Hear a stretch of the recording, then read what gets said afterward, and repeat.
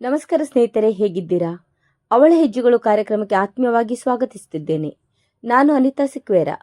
ಕಾರ್ಯಕ್ರಮವನ್ನು ಆರಂಭಿಸುವ ಮೊದಲು ನನ್ನ ಮನದ ಲೋಕ ಯೂಟ್ಯೂಬ್ ಚಾನೆಲ್ಗೆ ನೀವು ಇನ್ನೂ ಸಬ್ಸ್ಕ್ರೈಬ್ ಮಾಡದೇ ಇದ್ದರೆ ದಯವಿಟ್ಟು ಸಬ್ಸ್ಕ್ರೈಬ್ ಮಾಡಿ. ಈ ವಿಡಿಯೋ ನಿಮಗೆ ಇಷ್ಟವಾದರೆ ಲೈಕ್ ಮಾಡಿ, ನಿಮ್ಮ ಸ್ನೇಹಿತರೊಂದಿಗೆ ಶೇರ್ ಮಾಡಿ.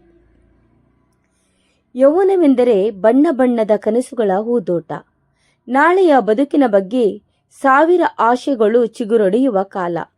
ಆಕಾಶದಷ್ಟು ಎತ್ತರಕ್ಕೆ ಹಾರಬೇಕು, ಏನಾದರೂ ಸಾಧಿಸಬೇಕು, ಎಲ್ಲರೂ ತನ್ನನ್ನು ಗುರುತಿಸಬೇಕು, ಮೆಚ್ಚಬೇಕು ಎಂಬ ಹಂಬಲ ಮನಸ್ಸಿನಲ್ಲಿ ಮನೆ ಮಾಡಿರುವ ಸಮಯ. ಆದರೆ ಎಲ್ಲರ ಬದುಕಿನ ದಾರಿಯೂ ಒಂದೇ ರೀತಿಯಾಗಿರುವುದಿಲ್ಲ. ಕೆಲವರ ಪಾಲಿಗೆ ಯೌವನ ಹೂವಿನ ಹಾಸಿಗೆಯಾದರೆ ಇನ್ನು ಕೆಲವರ ಪಾಲಿಗೆ ಅದು ಮುಳ್ಳಿನ ಹಾದಿಯಾಗುತ್ತದೆ. ಅಂತಹ ಮುಳ್ಳಿನ ಹಾದಿಯಲ್ಲಿ ಹೆಜ್ಜೆ ಹಾಕಿದ ಯುವತಿಯೊಬ್ಬಳ ಕಥೆಯಿದು. ಬಾಲ್ಯದ ಮುಗ್ಧತೆಯನ್ನು ದಾಟಿ ಯೌವನದ ಅಂಚಿಗೆ ಕಾಲಿಡುತ್ತಿದ್ದಂತೆ ಅವಳ ಬದುಕು ಅನಿರೀಕ್ಷಿತ ತಿರುವು ಪಡೆದುಕೊಂಡಿತು. ಚೆಲುವಾದ ದೇಹ ಮಿತಿಮೀರಿ ಬೆಳೆದು ನಿಂತಾಗ ಅವಳು ಬೆಚ್ಚಿ ಬಿದ್ದಳು. ತನ್ನ ದೇಹದಲ್ಲಿ ಆಗುತ್ತಿದ್ದ ಬದಲಾವಣೆಗಳನ್ನು ಅರ್ಥ ಮಾಡಿಕೊಳ್ಳುವಷ್ಟರಲ್ಲಿ ಜನರ ಕುತೂಹಲದ ನೋಟಗಳು, ನೋಯಿಸುವ ಪ್ರಶ್ನೆಗಳು, ಕರುಣೆ ಮಿಶ್ರಿತ ಮಾತುಗಳು ಅವಳ ಮನಸ್ಸನ್ನು ಮತ್ತೆ ಮತ್ತೆ ಗಾಯಗೊಳಿಸಿದವು. ಹೊರಗಿನ ನೋವಿಗಿಂತ ಒಳಗಿನ ಸಂಕಟವೇ ಹೆಚ್ಚಾಯಿತು. ಯೌವನದ ಸೌಂದರ್ಯವನ್ನು ಸಂಭ್ರಮಿಸಬೇಕಾಗಿದ್ದ ಆ ವಯಸ್ಸು ಅವಳ ಪಾಲಿಗೆ ಅಗ್ನಿ ಪರೀಕ್ಷೆಯಾಯಿತು. ಆದರೂ ಅವಳು ಕುಗ್ಗಲಿಲ್ಲ. ಇದು ನನ್ನ ಹಣೆ ಬರಹ ಇರಬಹುದು. ದೇಹ ವಿರೂಪವಾದರೆ ಏನಂತೆ, ನನ್ನ ಸಾಮರ್ಥ್ಯವನ್ನು ಯಾರೂ ಕಸಿದುಕೊಳ್ಳಲಾರರು ಎಂದು ಮನಸ್ಸು ಗಟ್ಟಿ ಮಾಡಿಕೊಂಡಳು. ಶಿಕ್ಷಣ, ದುಡಿಮೆ, ಸಾಧನೆಗಳ ಮೂಲಕ ಸಮಾಜದಲ್ಲಿ ತನ್ನದೇ ಆದ ಸ್ಥಾನವನ್ನು ಗಳಿಸಬೇಕು, ಹೆತ್ತವರಿಗೆ ಆಸರೆಯಾಗಬೇಕು ಎಂದು ಕನಸು ಕಂಡಳು. ಆದರೆ ವಿಧಿ ಅವಳನ್ನು ಸುಲಭವಾಗಿ ಬಿಡಲಿಲ್ಲ. ಒಂದು ಹೆಜ್ಜೆ ಮುಂದಿಟ್ಟಾಗ 2 ಹೆಜ್ಜೆ ಹಿಂದೆಳೆಯುವಂತಹ ಸೋಲುಗಳು ಅವಳನ್ನು ಸುತ್ತುವರಿದವು. ಜೀವನದ ಪ್ರತಿಯೊಂದು ತಿರುವಿನಲ್ಲೂ ನಿರಾಸೆ, ಅವಮಾನ, ನಿರೀಕ್ಷಾಭಂಗಗಳು ಅವಳನ್ನು ಪರೀಕ್ಷಿಸಿದವು. ಆದರೂ ಅವಳ ಹೋರಾಟ ನಿಲ್ಲಲಿಲ್ಲ.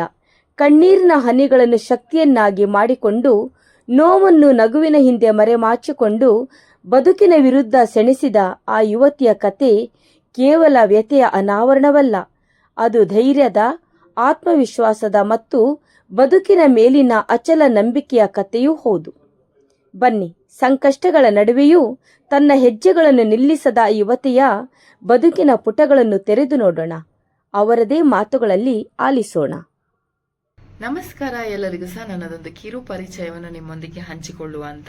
ನನ್ನ ಹೆಸರು ರೆನಿಟಾ ಸುಪ್ರಿಯಾ ಅಂತ ಹೇಳಿ. ನನ್ನ ಹುಟ್ಟೂರು ಕಾಪು. ಈಗ ಮದುವೆ ಆದ ಮೇಲೆ ಮಂಗಳೂರಲ್ಲಿ ಸೆಟಲ್ ಆಗಿದ್ದೇನೆ.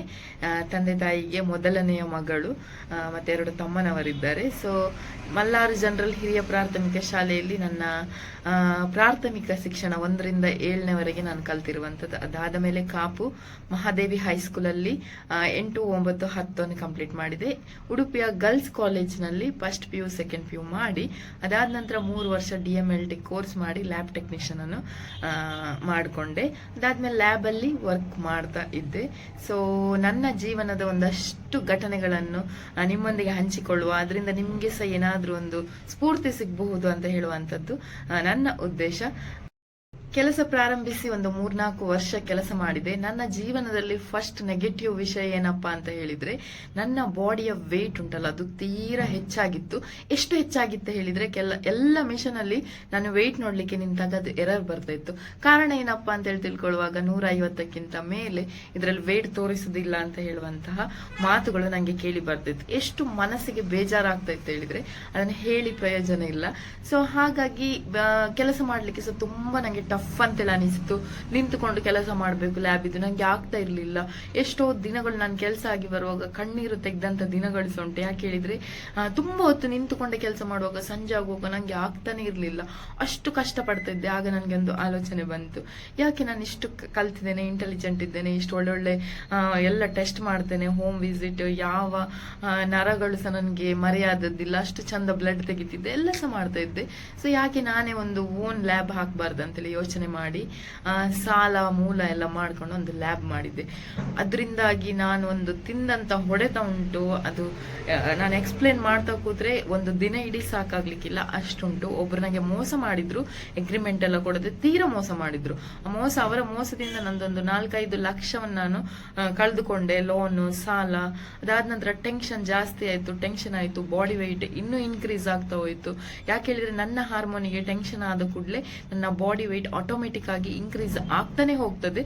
ಸೊ ಆಯ್ತು, ಎಂತ ಮಾಡುದು ಗೊತ್ತಿಲ್ಲ, ಹೋರಾಡ್ಲಿಕ್ಕೆ ನನ್ನ ಹತ್ರ ಸಾಕ್ಷಿ ಪುರಾವೆಗಳು ಯಾವುದಿಲ್ಲ, ಸರಿಯಲ್ಲಿ ಹೊಡೆತ ತಿಂದೆ. ಅದಾದ ನಂತರ ಲ್ಯಾಬ್ ಇದ್ದು ಸಹವಾಸವೇ ಬೇಡ ಹೇಳಿ ಬಿಟ್ಟೆ. ಅಷ್ಟು ಜೀವನದಲ್ಲಿ ಬೇಜಾರಾಗಿ ಹೋಯಿತು. ಫಸ್ಟ್ ಟೈಮ್ ಏನೊಂದು ಸಾಲ ಮೂಲ ಮಾಡಿ ಹುಡುಗಿ ಮುಂದೆ ಹೋಗ್ಲಿಕ್ಕೆ ಟ್ರೈ ಮಾಡಿದಾಗ ಅದನ್ನು ಎಳ್ದು ಕೆಳಗೆ ಹಾಕಿದ್ರು. ಅದು ಸ್ಟೋರಿ ಬೇಡ ಈಗ. ಬಟ್ ಅದಾದ್ಮೇಲೆ ಅಲ್ಲಿಂದ ಸಹ ಎದ್ದುಕೊಂಡು ಮೇಲೆ ಬರುವಂತ ಪ್ರಯತ್ನ ಮಾಡಿದೆ. ಒಂದು ಯೂಟ್ಯೂಬ್ ಚಾನೆಲ್ ಅನ್ನು ಓಪನ್ ಮಾಡಿದೆ, ಕುಕ್ಕಿಂಗ್ ಇದು ಹಾಕ್ಲಿಕ್ಕೆ ಸ್ಟಾರ್ಟ್ ಮಾಡಿದ್ದೆ. ನೋ ಸಬ್ಸ್ಕ್ರೈಬರ್ಸ್, ನೋ ವ್ಯೂ, ಏನಿಲ್ಲ. 1 ವರ್ಷ ಆಯ್ತು, ಟ್ರೈ ಮಾಡ್ತಾನೆ ಇದ್ದೆ. ಏನ್ ಮಾಡಿದ್ರೆ ಸಹ ಅದು ಮೇಲೆ ಬರುವ ಹಾಗೆ ಕಾಣ್ತಾ ಇರ್ಲಿಲ್ಲ. ಅದಾದ್ಮೇಲೆ ನನ್ನ ಹೆಲ್ತ್ ಇಶ್ಯೂಗೆ, ನನ್ನ ಬಾಡಿಗೆ ಟ್ರೀಟ್ಮೆಂಟ್ ತಗೊಂಡೆ. ಆ ಟ್ರೀಟ್ಮೆಂಟ್ ಕೊಡುವವರು ಸಹ ನನಗೆ ರಾಂಗ್ ಟ್ರೀಟ್ಮೆಂಟ್ ಕೊಟ್ರಂತೆಲ್ಲ ಹೇಳ್ಬೋದು. AJ ಹಾಸ್ಪಿಟಲ್ ಅಲ್ಲಿ ಒಂದು ಟೆಸ್ಟ್ಗೆ ಹೋದೆ. ಟೆಸ್ಟ್ ಮಾಡಿಸುವಾಗ ನನಗೆ ಇದ್ದಂತ ಸಮಸ್ಯೆ FSH ಅಂತ ಹೇಳುವಂತ ಹಾರ್ಮೋನ್ ಜಾಸ್ತಿ ಇದ್ದದ್ದು. ಬಟ್ ಅಲ್ಲಿ ಹೋಗುವಾಗ ಹೇಳಿದ್ರು ನಿಮ್ಗೆ ಥೈರಾಯ್ಡ್ ಉಂಟು ಹಾಗಾಗಿ ಅಂತೇಳಿ ಥೈರಾಯ್ಡ್ದು ಮಾತ್ರೆ ಹಾಕಿದ್ರು. 1 ತಿಂಗಳಿಡೀ ಥೈರಾಯ್ಡ್ದು ಮಾತ್ರೆ ತಿಂದೆ. ಬೇರೆ ಬೇರೆ ಮೆಡಿಸಿನ್ ಎಲ್ಲ, ದೇಹದ ತೂಕದಲ್ಲಿ ಯಾವುದೇ ವ್ಯತ್ಯಾಸಗಳಿಲ್ಲ. ಅದಾದ ನಂತರ ಗೊತ್ತಾಯ್ತು, ಅಲ್ಲಿ ನಮ್ಗೆ ರಿಪೋರ್ಟ್ ಕೊಡುವಾಗ ರಾಂಗ್ ರಿಪೋರ್ಟ್ ಕೊಟ್ಟಿದ್ದಾರೆ. ನಂಗೆ ಯಾವುದೇ ಥೈರಾಯ್ಡ್ ಇರ್ಲಿಲ್ಲ, ನಂಗೆ ಇದ್ದಂತ ಸಮಸ್ಯೆ FS ಸಮಸ್ಯೆ ಅಂತೇಳಿ.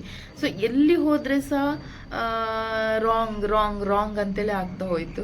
ಟ್ರೀಟ್ಮೆಂಟ್ ಸಹ ಬೇಡ, ಎಂತ ಸಹ ಬೇಡ, ಇರುವಷ್ಟು ದಿನ ಹೀಗೇನೆ ಇರುದು, ತಿನ್ನೋದು, ಉಣ್ಣೋದು, ಮಲಗುದು, ಕೆಲಸ ಮಾಡೋದು ಅಷ್ಟೇ. ಎಂತ ಕೇಳಿದ್ರೆ ಎಲ್ಲಿ ಹೋದ್ರೆ ಸಹ ರಾಂಗ್, ಟ್ರೀಟ್ಮೆಂಟ್ ಸಹ ರಾಂಗ್, ನಾ ಹಾಕಿದ ಕೆಲಸ ಸಹ ರಾಂಗ್. ತುಂಬಾ ಬೇಜಾರಾಗಿ ಹೋಗಿತ್ತು ಲೈಫ್ ಅಲ್ಲಿ ಇಂಥ ಸಿಚುವೇಶನ್. ಇಂಚಲ್ಲಿ ಯೂಟ್ಯೂಬ್ ಅಲ್ಲಿ ಸಹ ಯಾವುದೇ ಒಂದು ಪ್ರೋಗ್ರೆಸ್ಸೇ ಕಾಣ್ತಾ ಇರ್ಲಿಲ್ಲ. ಸೋಷಿಯಲ್ ಮೀಡಿಯಾದಲ್ಲಿ ಸಹ ಇದ್ದೆ. ಈ ರೀತಿಯಾಗಿಯೇ ನಡೀತಾ ಇತ್ತು.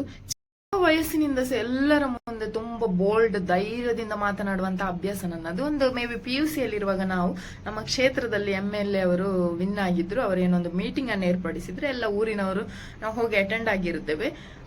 ಎಲ್ಲ ಅವರ ಸ್ಪೀಚ್ ಎಲ್ಲ ಮುಗಿಸಿ ಆದ್ಮೇಲೆ ಲಾಸ್ಟ್ಗೆ ಅವ್ರು ಕೇಳಿದ್ದಾರೆ ನಿಮ್ಗೆ ಏನಾದ್ರೂ ಸಮಸ್ಯೆ ಉಂಟಾ ಅಂತ. ಸೊ ಹಾಗೆ ಕೆಲವರು ಅವರವರ ಸಮಸ್ಯೆನೆಲ್ಲ ಹೇಳ್ಕೊಂಡ್ರು. ಅದಾದ ನಂತರ ನಾನು ನಮ್ಮ ಏರಿಯಾದ ಜನರನ್ನು ನೋಡ್ತಾ ಇದ್ದು, ಒಬ್ಬರು ಸಹ ಮಾತನಾಡೋ ಹಾಗೆ ಕಾಣ್ತಾ ಇರ್ಲಿಲ್ಲ. ಆ ಏಜ್ ಅಲ್ಲೇ ನಾನು ಎದ್ದು ನಿಂತೆ. ನಮ್ಗೆ ಒಂದು ಸಮಸ್ಯೆ ಉಂಟು, ಏನಂತ ಕೇಳಿದ್ರು. ನಮ್ಗೆ ಎಷ್ಟು ವರ್ಷಗಳಿಂದ ನಾವಿಲ್ಲಿ ಇದ್ರೆ ಸಹ ಹಕ್ಕುಪತ್ರ ಸಿಗ್ತಾ ಇಲ್ಲ ಅಂತ ಹೇಳಿದೆ. ಅದಾದ ನಂತರ ಅವರು ಹೇಳಿದ್ರು ಅವ್ರು ಅದ್ರ ಬಗ್ಗೆ ಎನ್ಕ್ವೈರಿ ಮಾಡಿ ಅದಾದ ನಂತರ ಕೇಳಿ ನೆಕ್ಸ್ಟ್ ನಮ್ಗೆ ಇನ್ ಫ್ಯೂಚರ್ ಅಲ್ಲಿ ಬೇರೆ ಬೇರೆಯವರು ಅದಕ್ಕೋಸ್ಕರ ಹೋರಾಡಿದ್ರು. ಅದಾದ ನಂತರ ನಮ್ಗೆ ಹಕ್ಕುಪತ್ರ ಸಿಗ್ತದೆ. ಇನ್ನೊಂದು ವಿಷಯ ಏನಪ್ಪ ಹೇಳಿದ್ರೆ, ಚಿಕ್ಕದಿರುವಾಗಲೇ ಮೇ ಬಿ PUC ಅಲ್ಲಿ ಇರುವಾಗಲೇ ನಮ್ಮ ಮನೆ ಹತ್ರ ಒಂದು ಕೆರೆ, ಹೇಗೆ ಹೇಳಿದ್ರೆ ಒಂದು ಮಳೆ ಬಂದ ಕೂಡಲೇ ಫುಲ್ ಬೊಲ್ಲವೇ ಬರುದು ಇಡೀ ನಮ್ಮ ಮನೆ ಗಂಟುವರೆಗೆ ನೀರು. ಕರೆಂಟ್ ಇತ್ತು, ಬಾವಿ ಇತ್ತು, ಯಾವ ಸಿಚುವೇಶನ್ ಅಂತಿಲ್ಲ. ನಾನು ಚಿಕ್ಕ ಏಜ್ ಇಂದ ನೋಡ್ತಾ ಇದ್ದೇನೆ. ಅಪ್ಪನವರು ರಾತ್ರಿಗೆ ಮಳೆ ಬಂದ ಕೂಡಲೇ ನಮ್ಮನ್ನೆಲ್ಲ ಕರ್ಕೊಂಡು ಬೇರೆ ಕಡೆಗೆ ಹೋಗುದು, ಬೇರೆ ಮನೆಗೆ, ಹೀಗೇನೆ ನಡೀತಾ ಇತ್ತು. ಸೊ ನಂಗೆ ಬುದ್ಧಿ ಬಂದ ಮೇಲೆ ಪುರಸಭೆಗೆ ಹೋಗ್ಲಿಲ್ಲ. ಮಳೆ ಬಂದೆ, ನಮ್ಮ ಮೆಂಬರಿಗೆ ಕಾಲ್ ಮಾಡಿದೆ. ನೀವು ಎಷ್ಟು ಜನ ಇದ್ದೀರೋ ನಂಗೆ ಗೊತ್ತಿಲ್ಲ, ಇವತ್ತೇ ನಮ್ಮ ಏರಿಯಾಕ್ಕೆ ಬರ್ಬೇಕು, ನಮ್ಮ ಊರಿಗೆ ಬರ್ಬೇಕು, ನೋಡ್ಬೇಕು. ಇಲ್ಲ ಅಂತ ಹೇಳಿದ್ರೆ ಪರವಾಗಿಲ್ಲ, ನಾನು TV ಅವರನ್ನು ಕರೆದು ಅವರಿಗೆ ಒಪ್ಪಿಸ್ತೇನೆ ಅಂತ ಹೇಳಿದ್ದೆ. ಎಲ್ಲರು ನಂಗೆ ಹೇಳಿದ್ರು ಎಂತಕ್ಕೆ ನೀನು ಹಾಗೆ ಮಾಡುದು. ಇಲ್ಲಪ್ಪ, ತಪ್ಪು ನಡೀತಾ ಉಂಟು, ಸರಿ ಆಗ್ಬೇಕು. ನನ್ಗೆ ಎಲ್ಲಿ ಸಹ ತಪ್ಪು ನ್ಯಾಯ ಇದ್ರೆ, ನಮ್ಗೆ ಅನ್ಯಾಯ ಆಗ್ತಾ ಇದ್ರೆ ನಂಗೆ ಅದನ್ನ ಸಹಿಸ್ಕೊಂಡು ಕುತ್ಕೊಳ್ಲಿಕ್ಕೆ ಆಗುದೇ ಇಲ್ಲ. ನಾನು ಮಾತಾಡಿಯೇ ಬಿಡ್ತೇನೆ ಯಾರೇ ಆಗ್ಲಿ ಅಂತೆಲ್ಲ. ಆಮೇಲೆ ಒಬ್ರು ಕೇಳಿದ್ರು, ನಮ್ದು ನೇಬರ್ ಬೇಡ ಹಾಗೀಗ. ನಾನು ಹೇಳಿದೆ, ನಿಮ್ಮ ಮನೆಗೆ ನೀರು ಬರುದಿಲ್ಲ, ನಮ್ಮ ಮನೆಗೆ ಬರ್ತಾ ಇರುವಂತ. ಸೊ ನನ್ನ ಸಮಸ್ಯೆ ಇದು ಸರಿ ಆಗ್ಬೇಕು. ಬಂದ್ರು, ಇಂಜಿನಿಯರ್ಸ್ ಎಲ್ಲ ಬಂದ್ರು, ನೋಡಿದ್ರು. ಅವರಿಗೇನೆ ನಮ್ಮ ಮನೆಯ ಪರಿಸ್ಥಿತಿ ನೋಡಿ ತುಂಬಾ ಬೇಜಾರಾಯ್ತು. ಅದಾದ ನಂತರ ಹೇಳಿದ್ರು ಮಳೆಯಲ್ಲಿ ಆಗುದಿಲ್ಲ, ನೆಕ್ಸ್ಟ್ ಇಯರ್ ಅಷ್ಟೊತ್ತಿಗೆ ಇದೆಲ್ಲ ಸಮಸ್ಯೆ ಸರಿಯಾಗಿರ್ತದೆ ಅಂತೇಳಿ. ಕೊಟ್ಟ ಮಾತಿನಂತೆ ನೆಕ್ಸ್ಟ್ ಇಯರ್ ಸಮಸ್ಯೆ ಸರಿಯಾಯ್ತು. ಈವರೆಗೆ ಸಹ ನಮ್ಮ ಮನೆಗೆ ಮಳೆ ಬಂದಾಗ ಬೊಲ್ಲದ ನೀರು ಬರುದಿಲ್ಲ. ಸೊ ನಾನು ಹೇಗೆ ಹೇಳಿದ್ರೆ, ನಾನು ಬೋಲ್ಡ್, ಏನಾದ್ರು ರಾಂಗ್ ಇದ್ರೆ ರಾಂಗ್ಗೆ, ಅದು ನನ್ನ ಎದುರಲ್ಲಿ ಎಷ್ಟೇ ದೊಡ್ಡ ವ್ಯಕ್ತಿ ಇರ್ಲಿ ನಾನು ಬಿಟ್ಟು ಕೊಡುವ ಮಾತೇ ಇಲ್ಲ. ಅದಾದ ನಂತರ ನನ್ನ ಕಣ್ಣ ಮುಂದೆ ನಡೆದಂತ ಅನೇಕ ಸಂಗತಿಗಳಿಗೆ ನಾನು ಮಾತಾಡ್ತಾನೆ ಹೋದೆ. ಕರೆಕ್ಟ್ ಆಗಿತ್ತು. ಎಲ್ಲರೂ ಹೇಳುವಂತದ್ದು, ನೀನು ತುಂಬಾ ಒಳ್ಳೆ ಮಾತಾಡ್ತಿ ಮಾರೈತಿ, ನಿನ್ನಷ್ಟು ಧೈರ್ಯ ನಮ್ಗಿಲ್ಲ ಅಂತೇಳಿ. ಸೊ ಹೀಗೇನೆ ಸಾಕ್ತಾ ಇತ್ತು ಲೈಫ್. ನನ್ನ ವೆಯ್ಟ್ ಇದು ಮಾತ್ರ ಕತೆ ಕೇಳ್ಬೇಡಿ, ಅದು ಜಾಸ್ತಿ ಆಗ್ತಾನೆ ಹೋಯ್ತು. ಇದೆಲ್ಲದರ ನಡುವೆ ನನಗೆ ಒಂದು ಸ್ವಲ್ಪ ವೆಯ್ಟ್ ಕಡಿಮೆ ಮಾಡ್ಕೊಳ್ಳಿಕ್ಕೆ ಒಂದೆರಡು ಟಿಪ್ಸ್, ಒಂದೆರಡು ಅವಕಾಶಗಳು ಸಿಕ್ಕಿತ್ತು. ಅದನ್ನ ನಾನು ಉಪಯೋಗಿಸ್ಕೊಂಡು ಸ್ವಲ್ಪ ಡೌನ್ ಆಗ್ತಾ ಬರುವಾಗ ಈಗ ನಾನು ಏನು ಮದುವೆ ಆಗಿದೆ, ನನ್ನ ಹಸ್ಬೆಂಡ್ ಅವರು ಫಿಟ್ನೆಸ್ ಇದು ಕೋಚ್ ಅಂತೇಳಿ ಹೇಳ್ಬೋದು, ಸೂಪರ್ ಆದಂತಹ ಮನುಷ್ಯನೇ ಹೇಳ್ಬೋದು. ನನ್ನ ಲೈಫಲ್ಲಿ ದೇವರು ಕೊಟ್ಟಂತ ಒಂದು ದೊಡ್ಡ ಗಿಫ್ಟ್ ಅವರು. ಅವರ ಬಗ್ಗೆ ಹೇಳ್ತಾ ಹೋದ್ರೆ ಅದೇ ಹೇಳಿದಲ್ಲ, ನಾನು ದಿನಗಳೇ ಸಾಕಾಗ್ಲಿಕ್ಕಿಲ್ಲ, ಅಷ್ಟುಂಟು. ಸೊ ಅವರ ಪರಿಚಯ ನನಗೆ ಆಯಿತು ಆಸ್ ಎ ಫ್ರೆಂಡ್ ಆಗಿ. ಸೊ ನಾನು ಅವರನ್ನು ಪರಿಚಯ ಮಾಡ್ಕೊಂಡದ್ದೇ ಯಾಕೆ ಹೇಳಿದ್ರೆ, ಅವರು ಫಿಟ್ನೆಸ್ ಇದ್ರ ಬಗ್ಗೆ ಎಲ್ಲ ಅವರಿಗೆ ತುಂಬಾ ನಾಲೆಜ್ ಉಂಟಂತೇಳಿ ನನಗೆ ಗೊತ್ತಾಯ್ತು. ಒಂದು ಗೇಮ್ ನ ಥ್ರೂ ಅವರು ನನಗೆ ಸಿಕ್ಕಿರುವಂತದ್ದು, ಅಲ್ಲಿಂದ ಪರಿಚಯ ಆಯ್ತು. ಅವ್ರು ಹೇಳಿದನ್ನೆಲ್ಲ ನಾನು ಫಾಲೋ ಮಾಡ್ತಾ ಹೋದೆ, ಅವ್ರು ಹೇಳಿದನ್ನೆಲ್ಲ ಮಾಡ್ಕೊಂಡು ಹೋದೆ. ಸ್ವಲ್ಪ ಸ್ವಲ್ಪವೇ ನನ್ನ ತೂಕ ಕಡಿಮೆ ಆಗ್ತಾ ಬಂತು. ನಾನು ಇಲ್ಲಿ ಫೋಟೋಸ್ ಅನ್ನು ಹಾಕ್ತೇನೆ ನೋಡಿ, ನಾನು ಹೀಗೆ ಇದ್ದೆ. ಅದಾದ ನಂತರ ಕಡಿಮೆ ಆಯ್ತು. ವೆಯ್ಟ್ ಮಿಷನ್ಗೆ ನನ್ನ ವೆಯ್ಟ್ ಸಿಕ್ಲಿಕ್ಕೆ ಸ್ಟಾರ್ಟ್ ಆಯ್ತು. ಹೀಗೇನೆ ಆಗ್ತಾ ಬಂತು. ಸೊ ಸಪೂರ ಆಗ್ಬೇಕು ಅಂತ ಹೇಳಿ ನನ್ಗೆ ಅನಿಸಿದ್ದು, ನಾನು ಕಾಂತಾರ ಫಸ್ಟ್ ಮೂವಿಯಲ್ಲಿ ನನಗೆ ರಿಷಬ್ ಸರ್ ಒಂದು ಚಿಕ್ಕ ಪಾತ್ರ ಮಾಡ್ಲಿಕ್ಕೆ ಅವಕಾಶ ಮಾಡಿಕೊಡ್ತಾರೆ. ಸೊ ಆ ಪಾತ್ರವನ್ನು ನಾವು ಮಾಡಿದ್ದೆ. ಅದಾದ ನಂತರ ನಾನು ಆ ಮೂವಿ ರಿಲೀಸ್ ಆದಾಗ ಜಸ್ಟ್ ನನ್ನನ್ನು ನೋಡ್ಲಿಕ್ಕೋಸ್ಕರ ಥಿಯೇಟರಿಗೆ ಹೋಗಿ ನೋಡಿದೆ. ಅಲ್ಲಿ ನಂಗೆ ನನ್ನನ್ನು ನೋಡಿ ಭಯ ಆಯ್ತು, ಯಪ್ಪ ಇದೇನಪ್ಪ ನಾನು ಹೀಗೆ ಕಾಣ್ತಿದ್ದೇನೆ, ಯಾಕೆ ಹೇಳಿದ್ರೆ ಅಷ್ಟು ಅಸಹ್ಯವಾಗಿ ಕಾಣ್ತಿದ್ದೆ. ಕೆಲವೊಂದು ಗುರ್ತಿಲ್ಲದ ಜನರು ಯಾರಾದ್ರೂ ನನ್ನ ಹತ್ರ ಹಿಂಗೆ ಕಾಂತಾರದಲ್ಲಿ ಇದೆಯಾ ಕೇಳಿದ್ರೆ ನಾನು ಇಲ್ಲ ಅಂತೇಳಿ ಹೇಳ್ತಿದ್ದೆ. ಯಾಕೆ ಹೇಳಿದ್ರೆ ನನ್ಗೇನೆ ಅಸಹ್ಯ ಆಗ್ತಾ ಇತ್ತು ನನ್ನ ಪರಿಚಯ ಮಾಡ್ಕೊಳ್ಳಿಕ್ಕೆ. ಸೊ ಇದೊಂದು ರೀಸನ್ ಅಂತಲೇ ಹೇಳ್ಬೋದು. ಅದಾದ ನಂತರ ನನ್ನ ಗಂಡ ನನಗೆ ತುಂಬಾ ಒಳ್ಳೆಯ ಮಾಹಿತಿಗಳನ್ನು ಕೊಡ್ತಾ ಹೋದ್ರು. ಫಾಲೋ ಮಾಡಿದೆ.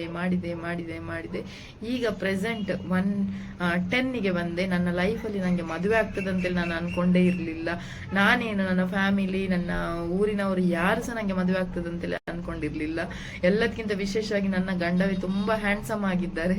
ಸೊ ಅವರನ್ನು ನೋಡೋ ಇವಳಿಗೆ ಗಪ್ಪ ಇವರು ಸಿಕ್ಕಿದ್ರ ಅಂತ ಹೇಳುವಂತ ಕ್ವಶನ್ಸೇ ಜನರಲ್ಲಿ ಜಾಸ್ತಿ. ಬಟ್ ವಿಷಯ ಏನಪ್ಪ ಹೇಳಿದ್ರೆ, ನಾನ್ ನನ್ನ ಲೈಫಲ್ಲಿ ಯಾರಿಗೆ ಸಹ ಕೆಟ್ಟದ್ದು ಬಯಸಲಿಲ್ಲ. ಅನೇಕ ಕುಟುಂಬಗಳನ್ನು ಜೋಡಿಸಿದ್ದೇನೆ, ಅನೇಕರಿಗೆ ಸಹಾಯ ಮಾಡಿದ್ದೇನೆ. ಫಿನಾನ್ಷಿಯಲ್ ಅಲ್ಲಿ ಅಲ್ಲದೆ ಹೋದ್ರು ಮಾತಿನಲ್ಲಿ ಸಪೋರ್ಟ್ ಮಾಡ್ತಾ ಎಲ್ಲಿ ಹೋಗ್ಬೇಕು, ಏನ್ ಮಾಡ್ಬೇಕು, ಎಷ್ಟೋ ಕುಟುಂಬಗಳನ್ನು ನಾನು ಕಟ್ಟಿದ್ದೇನೆ. ನಂಗೆ ಹೆಮ್ಮೆ ಉಂಟು ಆ ವಿಷಯದಲ್ಲಿ. ತುಂಬಾ ಸಿಚುವೇಶನ್ಸ್ ಅಲ್ಲಿ ನಾನು ತುಂಬಾ ಜನರಿಗೆ ಹೆಲ್ಪ್ ಮಾಡಿದ್ದೇನೆ. ಸೊ ಇದೆಲ್ಲವನ್ನು ನೋಡಿದ ದೇವರು ನಂಗೆ ಒಂದು ರಿಸಲ್ಟ್ ಕೊಟ್ರು. ನಂಗೆ ಒಂದು ಒಳ್ಳೆ ಗಂಡ ಕೊಟ್ಟರು, ಒಳ್ಳೆ ಫ್ಯಾಮಿಲಿ ಕೊಟ್ಟರು, ಒಳ್ಳೆ ಅತ್ತೆ ಕೊಟ್ಟರು. ಸೊ ಇದು ನನ್ನ ಲೈಫ್ ಇದು ಸ್ಟೋರಿ ಅಂತ ಹೇಳ್ಬೋದು. ಈಗ ಪ್ರೆಸೆಂಟ್ ಸೋಷಿಯಲ್ ಮೀಡಿಯಾದಲ್ಲಿ ಮಾತಾಡ್ಲಿಕ್ಕೆ ಸ್ಟಾರ್ಟ್ ಮಾಡಿದೆ. ರೋಡ್ ಇದು ವಿಷಯ, ಅದು ಇದು ಬಿಗ್ ಬಾಸ್ ರಿಲೇಟೆಡ್ ಆಗಿ ರಕ್ಷಿತಾ ಶೆಟ್ಟಿ ಬಿಗ್ ಬಾಸ್ಗೆ ಹೋದಾಗ ರಕ್ಷಿತಾ ಸರಿ ಅಂತಿಲ್ಲ ಅನ್ಸಿದ್ಲು. ಅವಳಿಗೆ ಸಪೋರ್ಟ್ ಮಾಡ್ತಾ ಒಂದು ಫ್ಲೋ ಅಲ್ಲಿ ಮಾತಾಡ್ತಾ ಹೋದೆ. ಯಾರು ತಪ್ಪು ಮಾಡಿದ್ರೆ ತಪ್ಪಂತೇಳಿ ಖಂಡಿಸ್ತಾ ಹೋದೆ.